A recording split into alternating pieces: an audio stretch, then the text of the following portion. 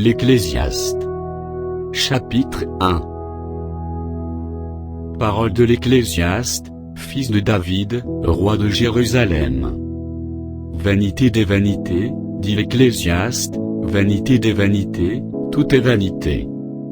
Quel avantage revient-il à l'homme de toute la peine qu'il se donne sous le soleil? Une génération s'en va, une autre vient, et la terre subsiste toujours. Le soleil se lève, le soleil se couche, il soupire après le lieu d'où il se lève de nouveau. Le vent se dirige vers le midi, tourne vers le nord, puis il tourne encore, et reprend les mêmes circuits. Tous les fleuves vont à la mer, et la mer n'est point remplie, il continue à aller vers le lieu où il se dirige. Toutes choses sont en travail au-delà de ce qu'on peut dire, l'œil ne se rassasie pas de voir, et l'oreille ne se lasse pas d'entendre. Ce qui a été, c'est ce qui sera, et ce qui s'est fait, c'est ce qui se fera, il n'y a rien de nouveau sous le soleil. S'il est une chose dont on dise, vois ceci, c'est nouveau. Cette chose existait déjà dans les siècles, qui nous ont précédés. On ne se souvient pas de ce qui est ancien, et ce qui arrivera dans la suite, ne laissera pas de souvenir chez ceux qui vivront plus tard. Moi, l'Ecclésiaste, j'ai été roi d'Israël à Jérusalem. J'ai appliqué mon cœur à rechercher et à sonder par la sagesse tout ce qui se fait sous les cieux. C'est là une occupation pénible, à laquelle Dieu soumet les fils de l'homme. J'ai vu tout ce qui se fait sous le soleil, et voici, tout est vanité et poursuite du vent. Ce qui est courbé ne peut se redresser, et ce qui manque ne peut être compté. J'ai dit en mon cœur, voici, j'ai grandi et surpassé en sagesse tous ceux qui ont dominé avant moi sur Jérusalem, et mon cœur a vu beaucoup de sagesse et de science.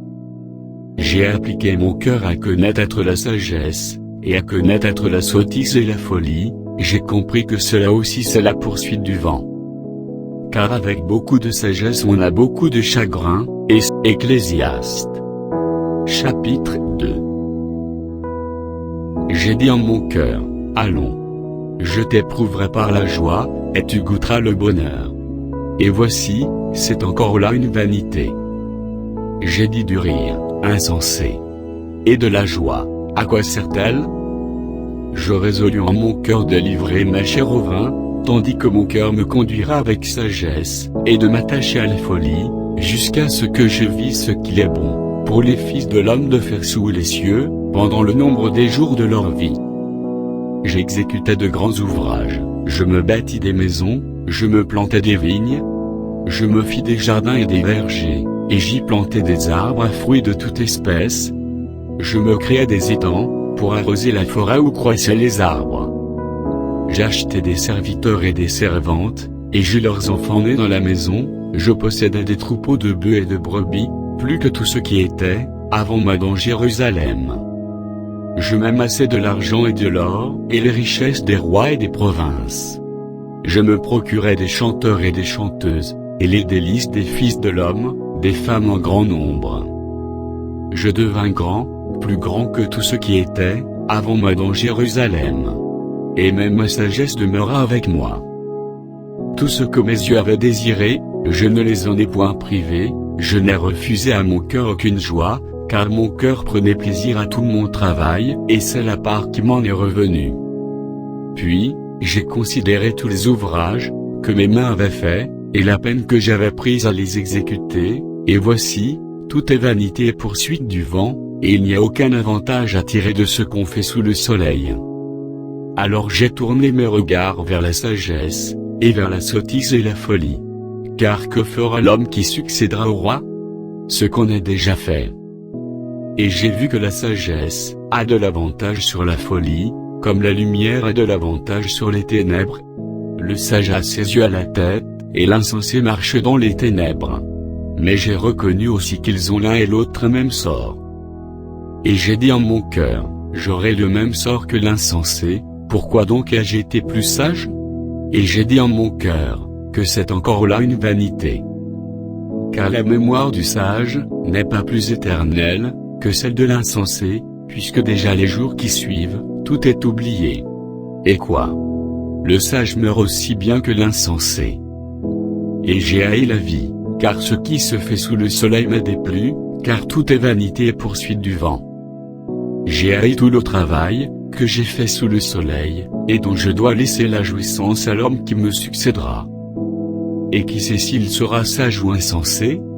Cependant il sera maître de tout mon travail, de tout le fruit de ma sagesse sous le soleil. C'est encore là une vanité. Et j'en suis venu à livrer mon cœur au désespoir, à cause de tout le travail, que j'ai fait sous le soleil. Car tel homme a travaillé avec sagesse, et science et avec succès, et il laisse le produit de son travail à un homme, qui ne s'en est point occupé. C'est encore là une vanité et un grand mal. Que revient-il, en effet, à l'homme de tout son travail, et de la préoccupation de son cœur, objet de ses fatigues sous le soleil? Tous ses jours ne sont que douleur, et son partage n'est que chagrin, même la nuit son cœur ne repose pas. C'est encore là une vanité. Il n'y a de bonheur pour l'homme, qu'à manger, à boire, et à faire jouir son âme du bien-être, au milieu de son travail, mais j'ai vu que cela aussi vient de la main de Dieu. Qui, en effet, peut manger et jouir, et si ce n'est moi? Car il donne à l'homme qui lui est agréable la sagesse, la science et la joie, mais il donne aux pécheurs le soin de recueillir et d'aimer. Ecclésiaste. Chapitre 3. Il y a un temps pour tout, un temps pour toute chose sous les cieux. Un temps pour naître, et un temps pour mourir, un temps pour planter, et un temps pour arracher ce qui a été planté. Un temps pour tuer, et un temps pour guérir, un temps pour abattre, et un temps pour bâtir. Un temps pour pleurer, et un temps pour rire, un temps pour se lamenter, et un temps pour danser. Un temps pour lancer des pierres, et un temps pour ramasser des pierres, un temps pour embrasser, et un temps pour s'éloigner des embrasements, un temps pour chercher, et un temps pour perdre, un temps pour garder, et un temps pour jeter, un temps pour déchirer, et un temps pour coudre, un temps pour se taire, et un temps pour parler, un temps pour aimer, et un temps pour haïr, un temps pour la guerre, et un temps pour la paix. Quel avantage celui qui travaille retire-t-il de sa peine? J'ai vu à quelle occupation Dieu soumet les fils de l'homme. Il fait toute chose bonne en son temps, même il a mis dans leur cœur la pensée de l'éternité, bien que l'homme ne puisse pas saisir l'œuvre que Dieu fait, du commencement jusqu'à la fin. J'ai reconnu qu'il n'y a de bonheur, pour eux qu'à se réjouir et à se donner du bien-être pendant leur vie, mais que, si un homme mange et boit et jouit du bien-être au milieu de tout son travail, c'est là un don de Dieu. J'ai reconnu que tout ce que Dieu fait durera toujours, qu'il n'y a rien à y ajouter et rien à en retrancher, et que Dieu agit ainsi afin qu'on le craigne. Ce qui est a déjà été, et ce qui sera a déjà été, et Dieu ramène ce qui est passé. J'ai encore vu sous le soleil, qu'au lieu établi pour juger il y a de la méchanceté, et qu'au lieu établi pour la justice il y a de la méchanceté. J'ai dit en mon cœur, Dieu jugera le juste et le méchant, car il y a là un temps, pour toute chose et pour toute œuvre. J'ai dit en mon cœur, au sujet des fils de l'homme, que Dieu les éprouverait, et qu'eux-mêmes verront qu'ils ne sont que des bêtes. Car le sort des fils de l'homme, et celui de la bête, sont pour eux un même sort, comme meurt l'un, ainsi meurt l'autre, ils ont tous un même souffle, et la supériorité de l'homme sur la bête est nulle, car tout est vanité. Tout va dans un même lieu, tout a été fait de la poussière, et tout retourne à la poussière. Qui sait si le souffle des fils de l'homme monte en haut, et si le souffle de la bête descend en bas dans la terre? Et j'ai vu qu'il n'y a rien de mieux pour l'homme, que de se réjouir de ses œuvres, c'est là sa part. Ecclésiaste. Chapitre 4. J'ai considéré ensuite toutes les oppressions, qui se commettent sous le soleil, et voici, les opprimés sont dans les larmes, et personne qui les console. Ils sont en butte à la violence de leurs oppresseurs, et personne qui les console. Et j'ai trouvé les morts, qui sont déjà morts plus heureux, que les vivants qui sont encore vivants, et plus heureux que les uns et les autres celui qui n'a point encore existé et qui n'a pas vu les mauvaises actions, qui se commettent sous le soleil. J'ai vu que tout travail, et toute habileté dans le travail, n'est que jalousie de l'homme à l'égard de son prochain. C'est encore là une vanité et la poursuite du vent. L'insensé se croise les mains, et mange sa propre chair. Mieux vaut une main pleine avec repos, que les deux mains pleines avec travail et poursuite du vent. J'ai considéré une autre vanité sous le soleil. Tel homme est seul et sans personne qui l'y tienne de près, il n'est ni fils ni frère, et pourtant son travail n'a point de fin et ses yeux ne sont jamais rassasiés de richesse. Pour qui donc est-ce que je travaille, et que je prive mon âme de jouissance? C'est encore là une vanité et une chose mauvaise. Deux valent mieux qu'un, parce qu'ils retirent un bon salaire de leur travail. Car, s'il tombe, l'un relève son compagnon, mais malheur à celui qui est seul et qui tombe, sans avoir un second pour le relever. De même, si deux couchent ensemble, ils auront chaud, mais celui qui est seul, comment aura-t-il chaud? Et si quelqu'un est plus fort qu'un seul, les deux peuvent lui résister, et la corde à 3 fils ne se rompt pas facilement. Mieux vaut un enfant pauvre et sage qu'un roi vieux et insensé, qui ne sait plus écouter les avis, car il peut sortir de prison pour régner, et même être né pauvre dans son royaume. J'ai vu tous les vivants, qui marchent sous le soleil entourer l'enfant, qui devait succéder au roi et régner à sa place. Il n'y avait point de fin à tout ce peuple, à tout ceux à la tête desquels il était. Et toutefois, ceux qui viendront après ne se réjouiront pas à son sujet. Car c'est encore là une vanité et la poursuite du vent. Ecclésiaste. Chapitre 5. Prends garde à ton pied, lorsque tu entres dans la maison de Dieu, approche-toi pour écouter, plutôt que pour offrir le sacrifice des insensés, car ils ne savent pas qu'ils font mal. Ne te prise pas d'ouvrir la bouche, et que ton cœur ne se hâte pas d'exprimer une parole devant Dieu, car Dieu est au ciel, et toi sur la terre, que tes paroles soient donc peu nombreuses. Car, si les songes naissent de la multitude des occupations, la voix de l'insensé se fait entendre dans la multitude des paroles. Lorsque tu as fait un vœu à Dieu, ne tarde pas à l'accomplir, car il n'aime pas les insensés. Accomplis le vœu que tu as fait. Mieux vaut pour toi ne point faire de vœu, que d'en faire un et de ne pas l'accomplir. Ne permets pas à ta bouche de faire pécher ta chair, et ne dis pas en présence de l'envoyé, que c'est une inadvertance. Pourquoi Dieu s'irriterait-il de tes paroles, et détruirait-il l'ouvrage de tes mains? Car, s'il y a des vanités dans la multitude des songes, il y en a aussi dans beaucoup de paroles, c'est pourquoi, crains Dieu. Si tu vois dans une province le pauvre opprimé, et la violation du droit et de la justice, ne t'en étonne point, car un homme élevé est placé, sous la surveillance d'un autre plus élevé, et au-dessus d'eux il en est, de plus élevé encore. Un avantage pour le pays à tous égards, c'est un roi honoré du pays. Celui qui aime l'argent, n'est pas rassasié par l'argent, et celui qui aime les richesses n'en profite pas. C'est encore là une vanité. Quand le bien abonde, ce qui le mange abonde, et quel avantage en revient-il à son possesseur, sinon qu'il le voit de ses yeux? Le sommeil du travailleur est doux, qu'il ait peu ou beaucoup à manger, mais le rassasiement du riche ne le laisse pas dormir. Il est un mal grave que j'ai vu sous le soleil, des richesses conservées, pour son malheur, par celui qui les possède. Ces richesses se perdent par quelque événement fâcheux, il a engendré un fils, et il ne reste rien entre ses mains. Comme il est sorti du ventre de sa mère, il s'en se retourne nu ainsi qu'il était venu, et pour son travail n'emporte rien qu'il puisse prendre dans sa main. C'est encore là un mal grave. Il s'en va comme il était venu, et quel avantage lui revient-il, d'avoir travaillé pour du vent? De plus, toute sa vie il mange dans les ténèbres, et il a beaucoup de chagrin, de maux et d'irritation. Voici ce que j'ai vu, c'est pour l'homme une chose bonne, et belle de manger et de boire, et de jouir du bien-être au milieu de tout le travail, qu'il fait sous le soleil, pendant le nombre des jours de vie, que Dieu lui a donné, car c'est là sa part.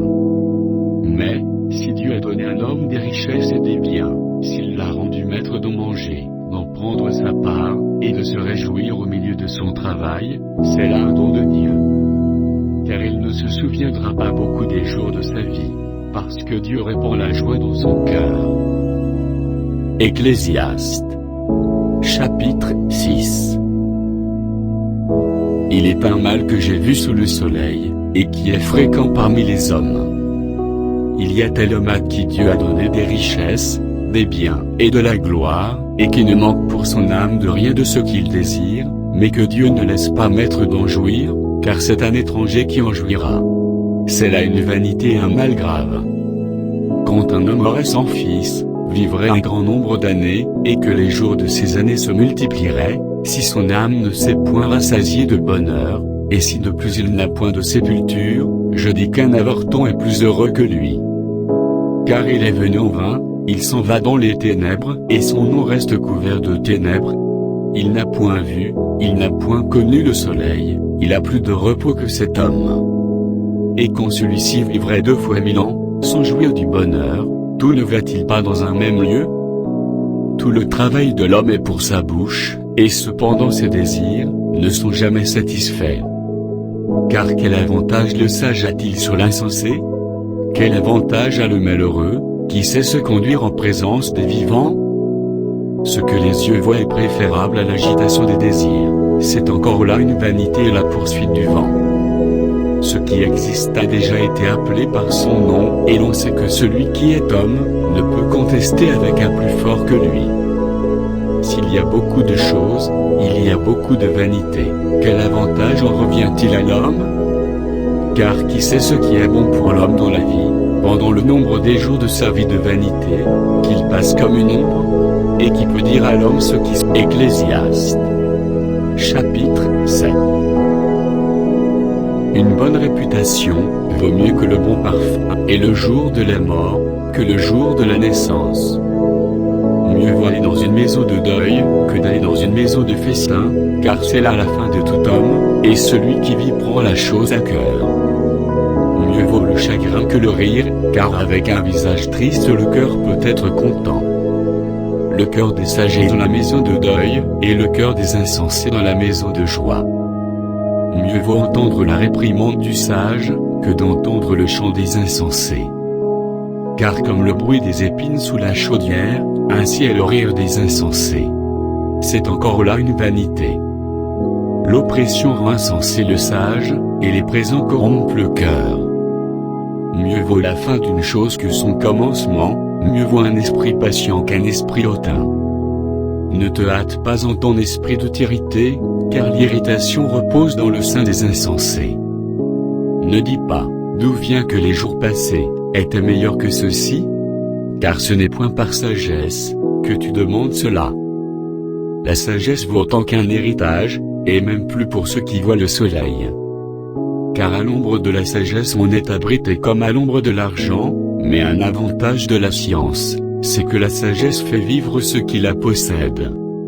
Regarde l'œuvre de Dieu, qui pourra redresser ce qu'il a courbé? Au jour du bonheur, sois heureux, et au jour du malheur, réfléchis. Dieu a fait l'un comme l'autre, afin que l'homme ne découvre en rien ce qui sera après lui. J'ai vu tout cela pendant les jours de ma vanité. Il y a tel juste qui périt dans sa justice, et il y a tel méchant, qui prolonge son existence dans sa méchanceté. Ne sois pas juste à l'excès, et ne te montre pas trop sage. Pourquoi te détruirais-tu? Ne sois pas méchant à l'excès, et ne sois pas insensé. Pourquoi mourrais-tu avant ton temps?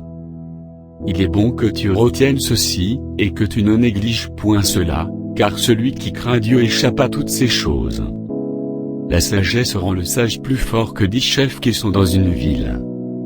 Non, il n'y a sur la terre point d'homme juste, qui fasse le bien et qui ne pêche jamais. Ne fais donc pas attention à toutes les paroles qu'on dit, de peur que tu n'entendes ton serviteur te maudire, car ton cœur a senti bien des fois, que tu as toi-même maudit les autres. J'ai éprouvé tout cela par la sagesse. J'ai dit, je serai sage. Et la sagesse est restée loin de moi. Ce qui est loin, ce qui est profond, profond, qui peut l'atteindre? Je me suis appliqué dans mon cœur à connaître, à sonder, et à chercher la sagesse et la raison des choses, et à connaître la folie de la méchanceté, et la stupidité de la sottise.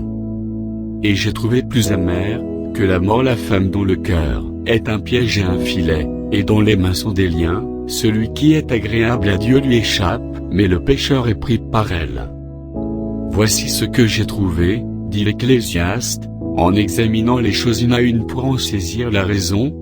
Voici ce que mon âme cherche encore, et que je n'ai point trouvé. J'ai trouvé un homme entre 1000, mais je n'ai pas trouvé une femme entre elles toutes. Seulement, Ecclésiaste. Chapitre 8.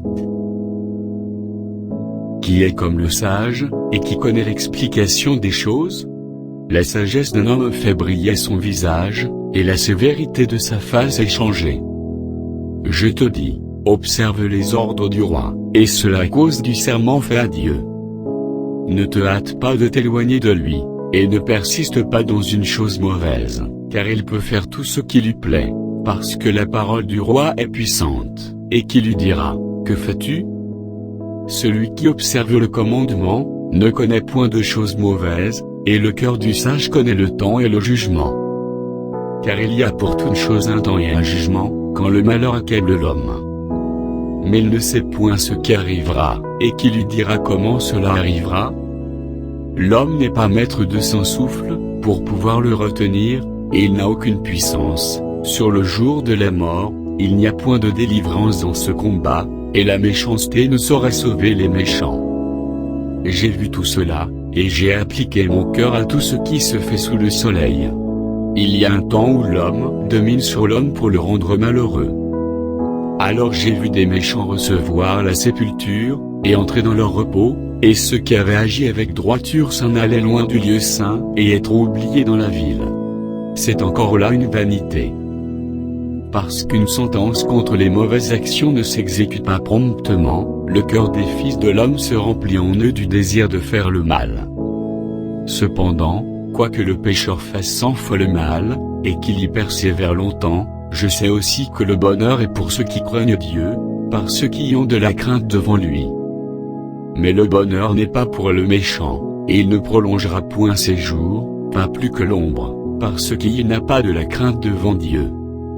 Il est une vanité, qui a lieu sur la terre, c'est qu'il y a des justes, auxquels il arrive selon l'œuvre des méchants, et des méchants auxquels il arrive selon l'œuvre des justes. Je dis que c'est encore là une vanité. J'ai donc loué la joie, parce qu'il n'y a de bonheur, pour l'homme sous le soleil, qu'à manger, à boire et à se réjouir, c'est là ce qui doit l'accompagner au milieu de son travail, pendant les jours de vie, que Dieu lui donne sous le soleil.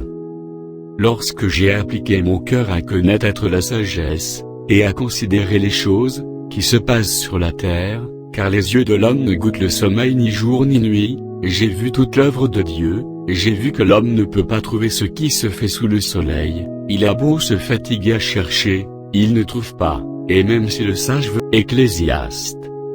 Chapitre 9. Oui, j'ai appliqué mon cœur à tout cela, j'ai fait de tout cela l'objet de mon examen, et j'ai vu que les justes et les sages, et leurs travaux, sont dans la main de Dieu, et l'amour aussi bien que la haine. Les hommes ne savent rien, tout est devant eux. Tout arrive également à tous, même sort pour le juste et pour le méchant, pour celui qui est bon, et pur et pour celui qui est impur, pour celui qui sacrifie et pour celui qui ne sacrifie pas, il en est du bon comme du pécheur, de celui qui jure comme de celui qui craint de jurer. Ceci est un mal parmi tout ce qui se fait sous le soleil, c'est qu'il y a pour tous un même sort, aussi le cœur des fils de l'homme, est-il plein de méchanceté, et la folie est dans leur cœur pendant leur vie, après quoi, ils vont chez les morts. Car, qui est excepté? Pour tous ceux qui vivent il y a de l'espérance, et même un chien vivant vaut mieux qu'un lion mort. Les vivants, en effet, savent qu'ils mourront, mais les morts ne savent rien, et il n'y a pour eux plus de salaire, puisque leur mémoire est oubliée. Et leur amour, et leur haine, et leur envie, ont déjà péri, et ils n'auront plus jamais aucune part à tout ce qui se fait sous le soleil. Va, mange avec joie ton pain, et bois gaiement ton vin, car dès longtemps Dieu prend plaisir à ce que tu fais. Qu'en tout temps tes vêtements soient blancs, et que l'huile ne manque point sur ta tête. Jouis de la vie avec la femme que tu aimes, pendant tous les jours de ta vie de vanité, que Dieu t'a donné sous le soleil, pendant tous les jours de ta vanité, car c'est ta part dans la vie, au milieu de ton travail, que tu fais sous le soleil. Tout ce que ta main trouve à faire avec ta force, fais-le, car il n'y a ni œuvre, ni pensée, ni science, ni sagesse, dans le séjour des morts, où tu vas. J'ai encore vu sous le soleil, que la course n'est point aux agiles, ni la guerre aux vaillants, ni le pain aux sages, ni la richesse aux intelligents, ni la faveur aux savants, car tout dépend pour eux du temps et des circonstances. L'homme ne connaît pas non plus son heure, pareil aux poissons qui sont pris au filet fatal, et aux oiseaux qui sont pris au piège, comme eux, les fils de l'homme sont enlacés au temps du malheur, lorsqu'ils tombent sur eux tout à coup. J'ai aussi vu sous le soleil ce trait d'une sagesse qui me parut grande. Il y avait une petite ville, avec peu d'hommes dans son sein, un roi puissant marcha sur elle, l'investit, et éleva contre elle de grands forts. Il s'y trouvait un homme pauvre et sage, qui sauva la ville par sa sagesse. Et personne ne s'est souvenu de cet homme pauvre. Et j'ai dit, la sagesse vaut mieux que la force. Cependant la sagesse du pauvre est méprisée, et ses paroles ne sont pas écoutées. Les paroles des sages tranquillement écoutées valent mieux que les cris de celui qui domine parmi les insensés. La sagesse vaut mieux que les instruments de guerre, Ecclésiaste. Chapitre 10. Les mouches mortes infectées font fermenter l'huile du parfumeur, un peu de folie l'emporte sur la sagesse et sur la gloire. Le cœur du sage est à sa droite, et le cœur de l'insensé à sa gauche. Quand l'insensé marche dans un chemin, le sens lui manque, et il dit de chacun, voilà un fou. Si l'esprit de celui qui domine s'élève contre toi, ne quitte point ta place, car le calme prévient de grands péchés. Il est un mal que j'ai vu sous le soleil, comme une erreur provenant de celui qui gouverne. La folie occupe des postes très élevés, et des riches sont assis dans l'abaissement. J'ai vu des esclaves sur des chevaux, et des princes marchant sur terre comme des esclaves. Celui qui creuse une fosse y tombera, et celui qui renverse une muraille, sera mordu par un serpent. Celui qui remue des pierres en sera blessé, et celui qui fend du bois, en éprouvera du danger. S'il a émoussé le fer, et s'il n'en a pas aiguisé le tranchant, il devra redoubler de force, mais la sagesse a l'avantage du succès. Si le serpent mord faute d'enchantement, il n'y a point d'avantage pour l'enchanteur. Les paroles de la bouche du sage sont pleines de grâce, mais les lèvres de l'insensé causent sa perte. Le commencement des paroles de sa bouche est folie, et la fin de son discours est une méchante folie. L'insensé multiplie les paroles. L'homme ne sait point ce qui arrivera, et qui lui dira ce qui sera après lui? Le travail de l'insensé le fatigue, parce qu'il ne sait pas aller à la ville. Malheur à toi, pays dont le roi est un enfant, et dont les princes mangent dès le matin. Heureux toi, pays dont le roi est de race illustre, et dont les princes mangent au temps convenable, pour soutenir leur force, et non pour se livrer à la boisson. Quand les mains sont paresseuses, la charpente s'efface, et quand les mains sont lâches, la maison est des gouttières. On fait des repas pour se divertir, le vin rend la vie joyeuse, et l'argent répond à tout. Ne maudis pas le roi, même dans ta pensée, et ne maudis pas le riche dans la chambre où tu couches, car l'oiseau du ciel. Ecclésiaste. Chapitre 11. Jette ton pain sur la face des eaux, car avec le temps tu le retrouveras. Donne-en une part à 7 et même à 8, car tu ne sais pas quel malheur peut arriver sur la terre. Quand les nuages sont pleins de pluie, ils la répandent sur la terre, et si un arbre tombe, au midi ou au nord, il reste à la place où il est tombé. Celui qui observe le vent ne sèmera point, et celui qui regarde les nuages ne moissonnera point. Comme tu ne sais pas quel est le chemin du vent, ni comment se forment les eaux dans le ventre de la femme enceinte, tu ne connais pas non plus l'œuvre de Dieu qui fait tout. Dès le matin sème ta semence, et le soir ne laisse pas reposer ta main, car tu ne sais point ce qui réussira, ceci ou cela, ou si l'un et l'autre sont également bons. La lumière est douce, et il est agréable aux yeux de voir le soleil. Si donc un homme vit beaucoup d'années, qu'il se réjouisse pendant toutes ces années, et qu'il pense aux jours de ténèbres qui seront nombreux, tout ce qui arrivera est vanité. Jeune homme, réjouis-toi dans ta jeunesse, livre ton cœur à la joie, pendant les jours de ta jeunesse, marche dans les voies de ton cœur, et selon les regards de tes yeux, mais sache que pour tout cela Dieu t'appellera en jugement. Bannisse de ton cœur le chagrin, et éloigne le mal de ton corps, car la jeunesse et l'aurore sont vanité. Ecclésiaste. Chapitre 12. Mais souviens-toi de ton Créateur, pendant les jours de ta jeunesse, avant que les jours mauvais arrivent et que les années s'approchent où tu diras, je n'y prends point de plaisir. Avant que s'obscurcissent le soleil et la lumière, la lune et les étoiles, et que les nuages reviennent après la pluie, temps où les gardiens de la maison tremblent, où les hommes forts se courbent, où celles qui moulent s'arrêtent parce qu'elles sont diminuées, où ceux qui regardent par les fenêtres sont obscurcis, où les deux battants de la porte se ferment, sur la rue quand s'abaisse le bruit de la meule, où l'on se lève au chant de l'oiseau, où s'affaiblissent toutes les filles du champ, où l'on redoute ce qui est élevé, où l'on a des terreurs en chemin, où l'amandier est fleuri, où la sauterelle devient pesante, et où la capre n'a plus d'effet, car l'homme s'en va vers sa demeure éternelle, et les pleureurs parcourent les rues. Avant que le cordon d'argent se détache, que le vase d'or se brise, que le seau se rompe sur la source, et que la roue se casse sur la citerne. Avant que la poussière retourne à la terre, comme elle y était, et que l'esprit retourne à Dieu qui l'a donné. Vanité des vanités, dit l'Ecclésiaste, tout est vanité. Outre que l'Ecclésiaste fut un sage, il a encore enseigné la science au peuple, et il a examiné, sondé, mis en ordre un grand nombre de sentences. L'Ecclésiaste s'est efforcé de trouver des paroles agréables, et ce qui a été écrit avec droiture, ce sont des paroles de vérité. Les paroles des sages sont comme des aiguillons, et, rassemblées en un recueil, elles sont comme des clous plantés, donnés par un seul maître. Du reste, mon fils, tire instruction de ces choses, on ne finirait pas, si l'on voulait faire un grand nombre de livres, et beaucoup d'études est une fatigue pour le corps. Écoutons la fin du discours. Crains Dieu et observe ses commandements. C'est là ce que doit faire tout homme. Car Dieu amènera toute œuvre en jugement, au sujet de tout ce qui est caché, soit bien, soit mal.